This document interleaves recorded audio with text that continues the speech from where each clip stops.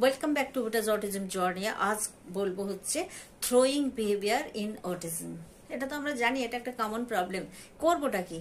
প্রথমেই বলি যে আমাদের হচ্ছে এনভায়রনমেন্টকে হচ্ছে স্ট্রাকচারিং করতে হবে। সেটা কি না, আমাদের হচ্ছে বাচ্চার কাছাকাছি কোনো ফ্র্যাজাইল আইটেমকে হচ্ছে অ্যাক্সেস করা যাবে না। নাম্বার টু আমরা কি করব না, প্রোভাইড রিপ্লেসমেন্ট বিহেভিয়ার। রিপ্লেসমেন্ট বিহেভিয়ারটা কি?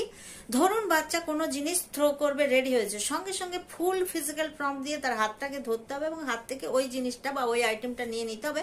তার হাতে একটা বল দিতে হবে এবং সামনে একটা বাকেট দিতে হবে। বলবো বলটাকে তুমি ওইখানে ছোড়ো, বাকেটের মধ্যে ছোড়ো। তাহলে কি হলো, আমার হচ্ছে বিহেভিয়ারটা হচ্ছে রিপ্লেসড করে আমি কি করলাম, ওটাকে রিডাইরেক্ট করলাম এবং একটা প্রোডাক্টিভ বিহেভিয়ার সেটা হচ্ছে প্রোভাইড করলাম।